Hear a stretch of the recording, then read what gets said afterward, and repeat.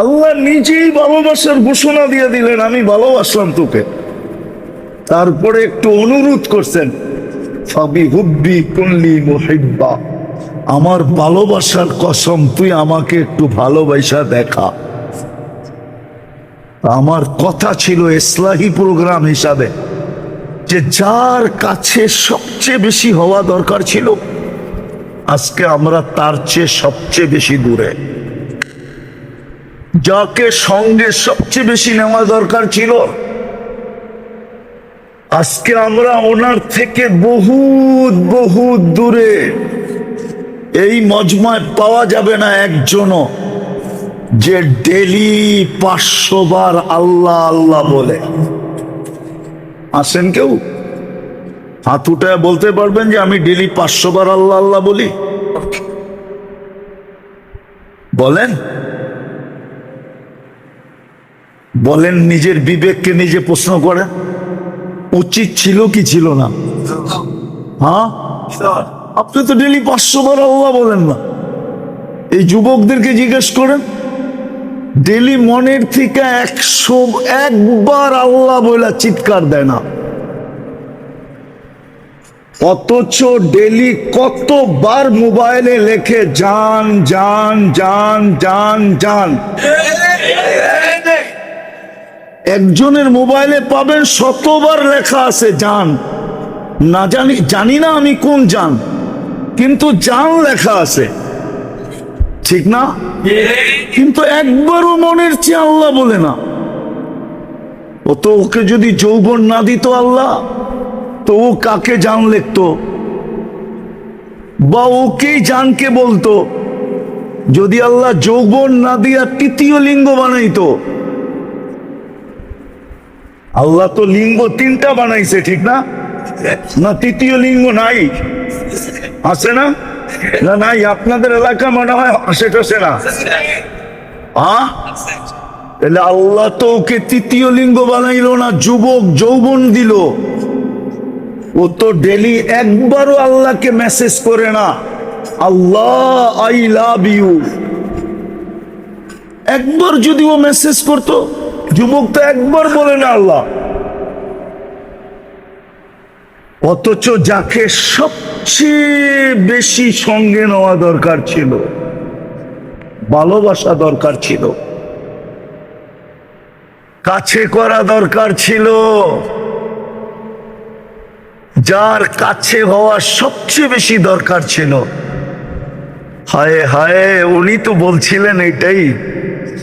দুনিয়ার মানুষকে মানাইতে সময় লাগে, এই জন্য হাদিসে 2টা শব্দ আছে।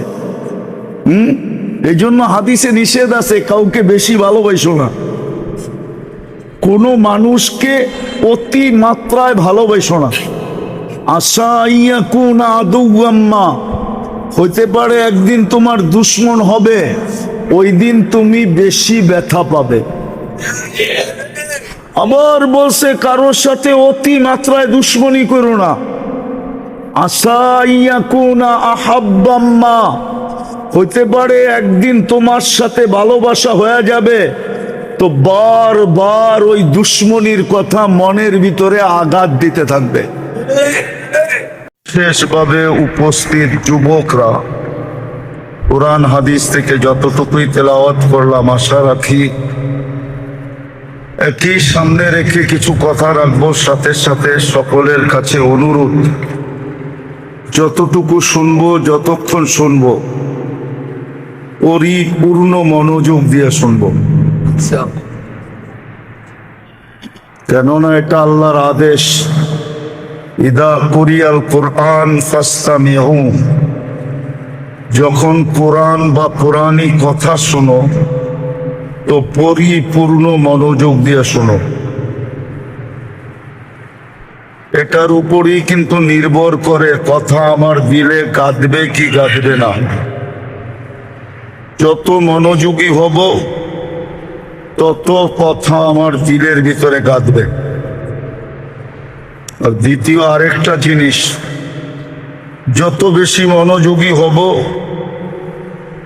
তত বেশি আমলের তৌফিক মিলবে। শুধু মনোযোগী হলে চলবে না, কোরআন আরেকটা হুকুম দেয়, আনসিতু, পরিবেশটাকে বিলকুল নীরব নির্জুম রাখো। দুই শর্তের সাথে শুনতে হবে, পরিবেশও নীরব, আবার পরিপূর্ণ মনোযোগ। ইনশাআল্লাহ। মানুষের স্বভাব হলো যার কাছে প্রয়োজন থাকে, মানুষ যার মুখাপেক্ষী হয় তার পিছ পিছ ঘুরতে দ্বিধা করে না। এটা মানুষের জন্মগত স্বভাব। বুঝাইতে পারতেছি? মানুষের প্রয়োজন যার কাছে থাকে, বা মানুষ যার কাছে আশা রাখে যে এইখানে গেলে হয়তো কিছু হবে, তার পিছে ঘুরতে কখনো দ্বিধা করে না। জুতার পরে জুতা শেষ করে, ঘন্টার পর ঘন্টা ব্যয় করে, মাসের পর মাস ব্যয় করে, বৎসরের পর বৎসর ব্যয় করে। এমনকি আমাদের সমাজে দেখা যায় কেউ জান পর্যন্ত দিতে প্রস্তুত থাকে। আরেকটা শব্দ বলি, যার সাথে স্বার্থ জড়িত, মানুষের স্বার্থটা যার সাথে জড়িত, তার পিছে ঘুরতে সে দ্বিধা করে না, এমনকি জান দিতেও দ্বিধা করে না। এটা মানুষের স্বভাব। শুধু এক জায়গায় ব্যতিক্রম, শুধু এক জায়গায়, ভালো মতে বোঝেন, কিন্তু এক জায়গায় ব্যতিক্রম। অথচ মানুষ সবচেয়ে বেশি প্রয়োজন রাখে আল্লাহর। কি সত্য তো? শ্বাসে শ্বাসে আমরা আল্লাহর মোহতাজ। যদি শ্বাস না নিতে দেন তো কামরার ভিতরে সবাই নিতে পারতেছে স্বাভাবিকভাবে, কিন্তু একজনকে নিতে দেন নাই স্বাভাবিকভাবে, দেখা গেছে সে অক্সিজেন লাগায়া বসে আছে। ঠিক না? হাসপাতালে যায় দেখেন একই কামরায় 10 জন বসে আছে, 9 জনই স্বাভাবিক শ্বাস নিতেছে, কিন্তু একজনের অক্সিজেন চলতেছে। আল্লাহ মাত্রাকে ডাউন করে দিছে, এখন আর সে স্বাভাবিক নিতে পারতেছে না।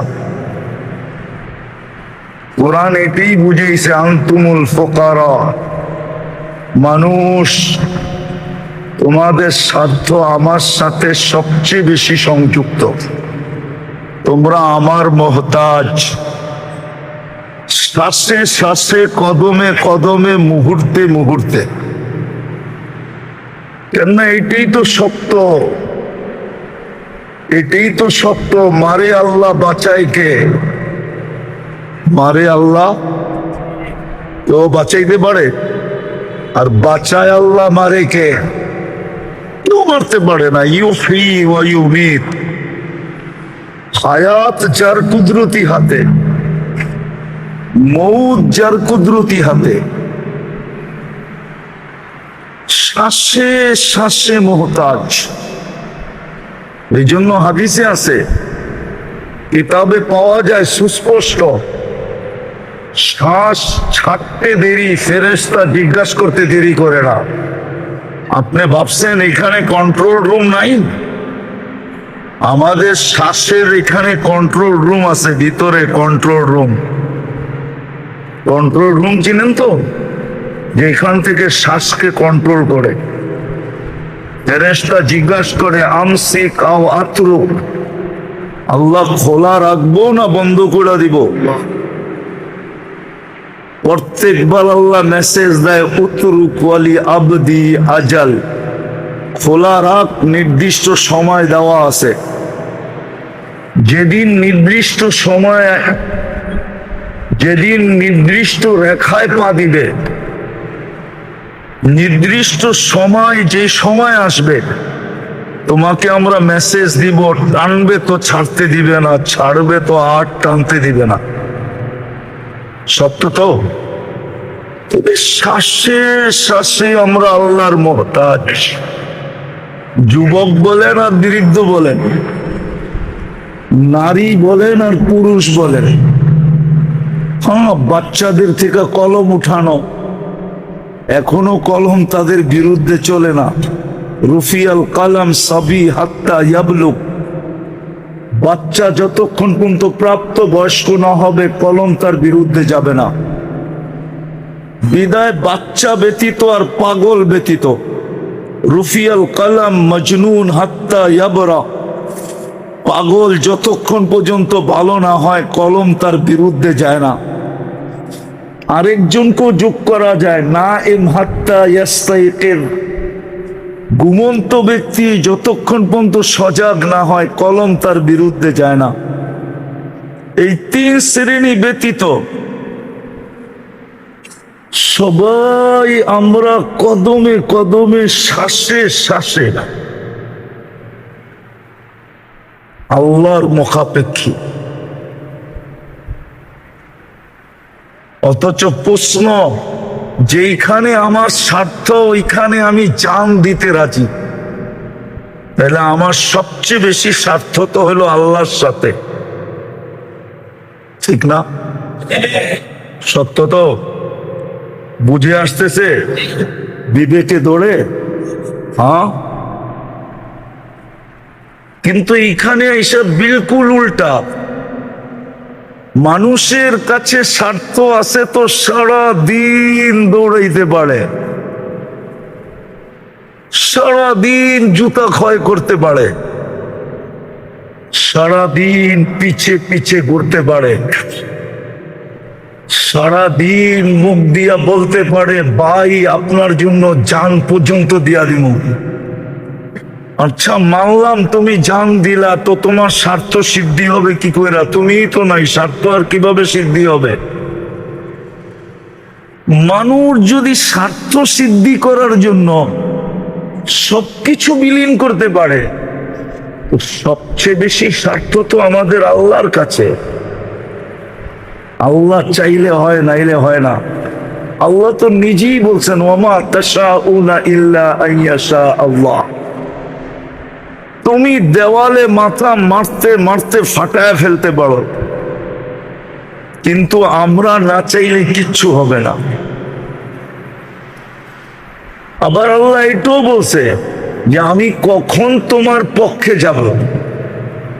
হাদিসে এটাও আছে, কুল্লি কামা উরিদ আকুল্লাখা কামা তুরিদ, আমি যেমন চাই তেমন হও, তো তুমি যেমন চাবে আমি তেমন করব।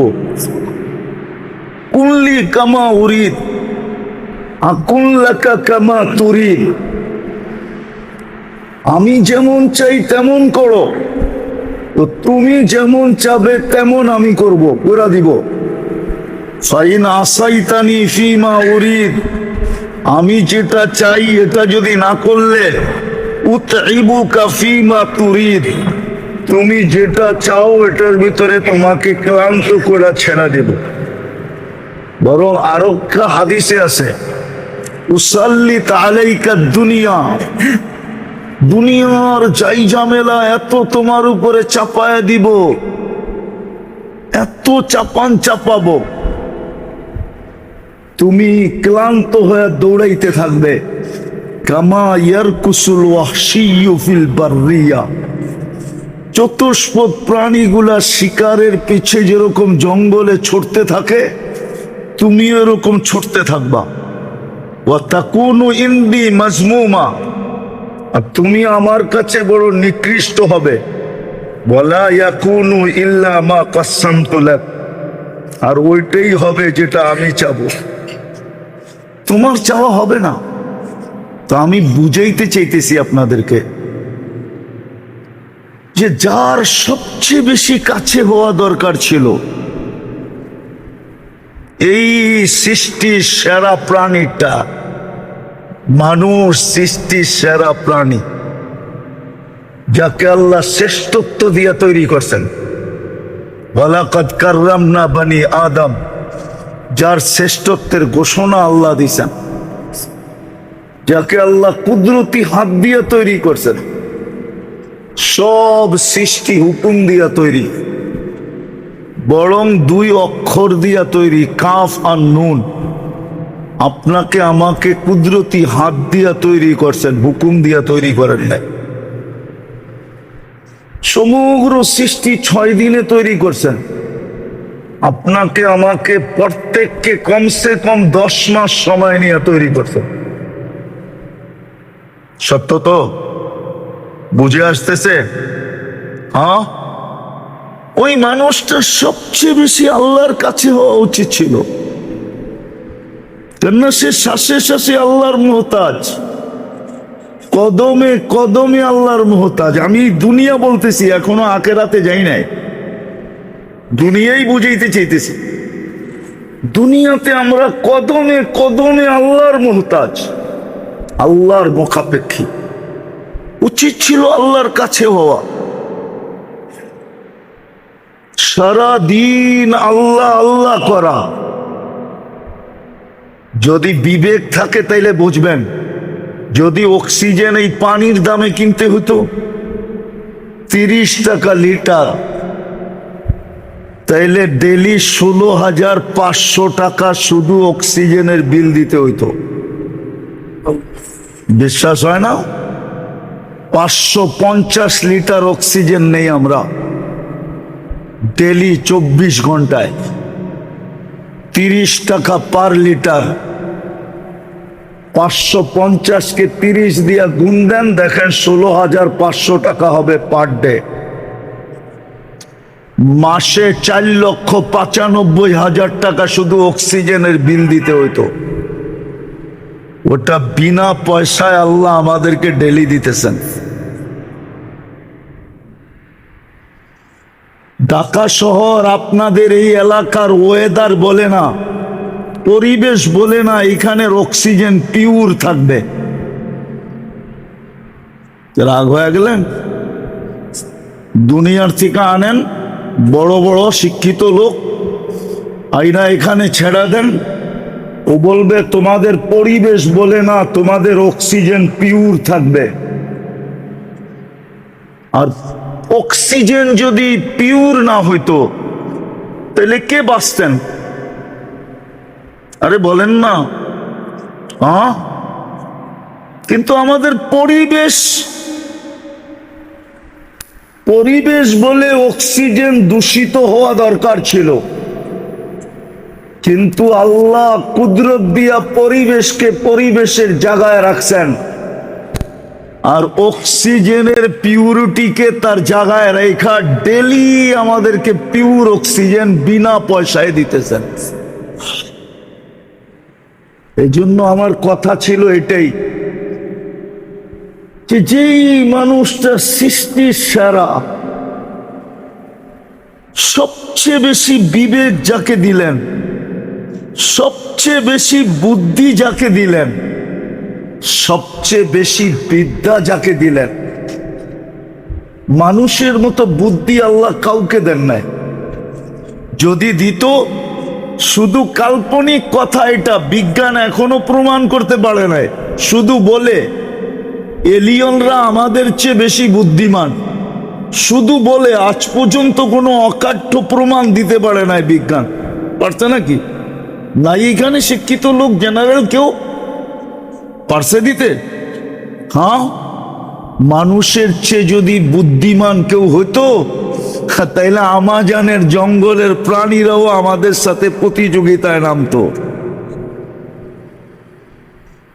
মানুষ সবচেয়ে বুদ্ধিমান, সবচেয়ে বিবেকমান, সবচেয়ে বড় বিদ্বান।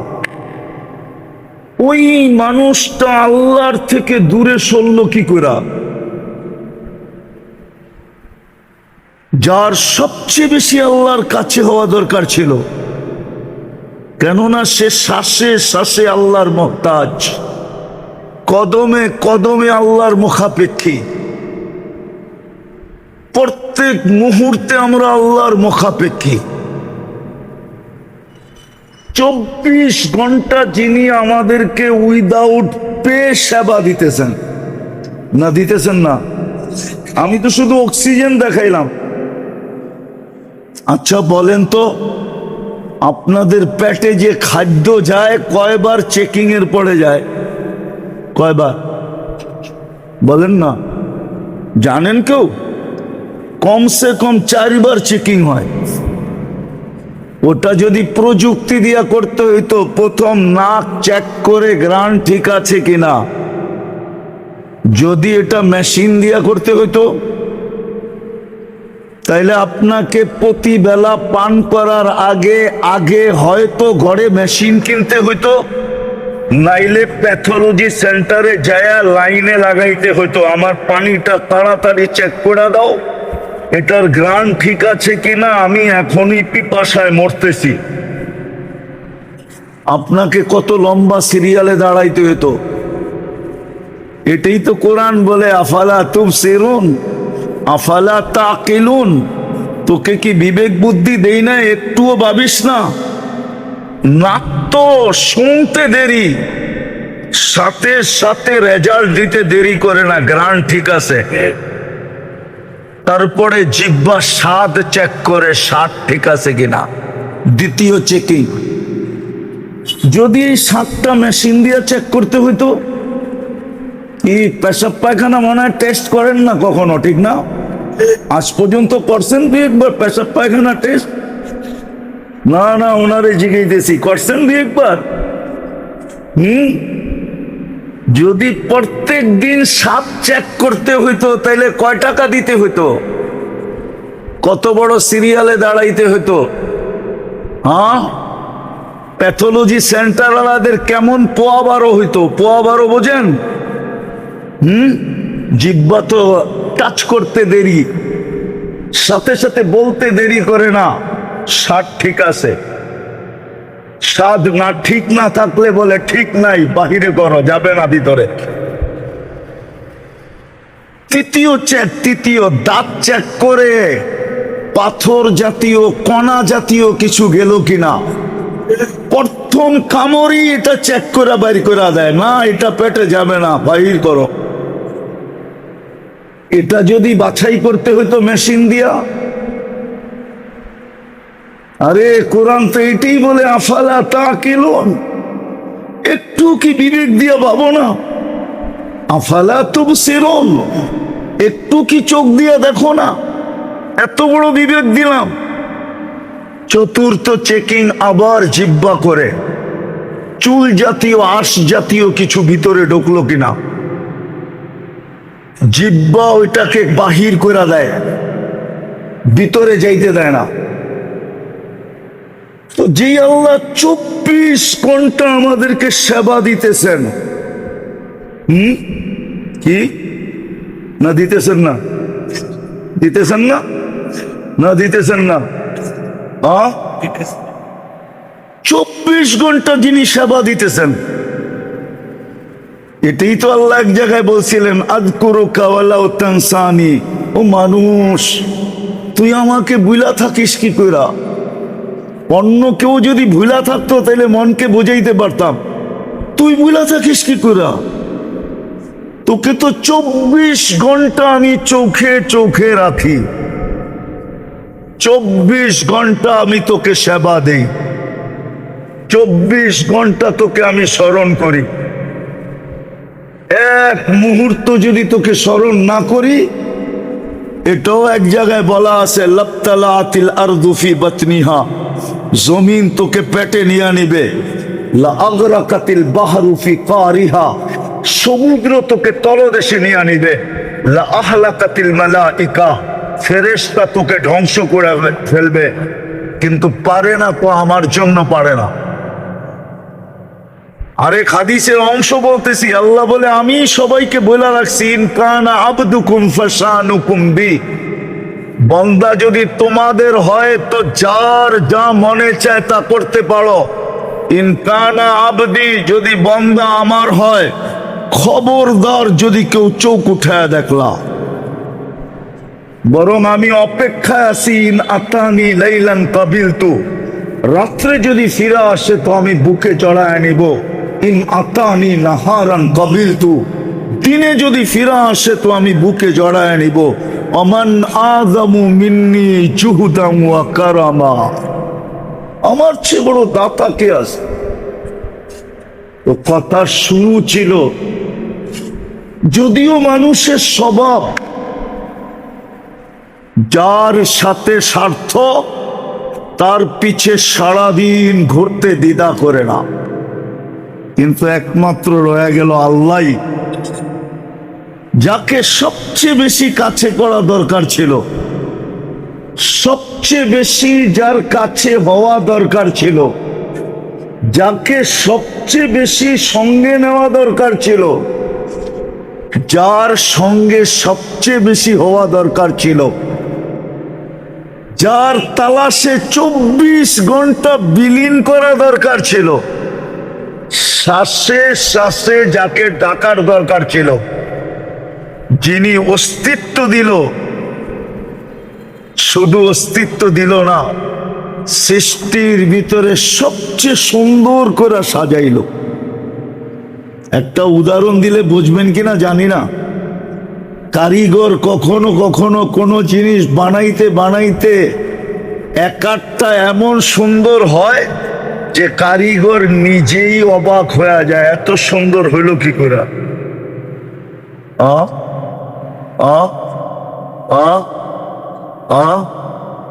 আল্লাহ আমাদেরকে বানায়া বলে এত সুন্দর, তাইলে আর শ্রেষ্ঠত্ব দেই তো দেই কাকে?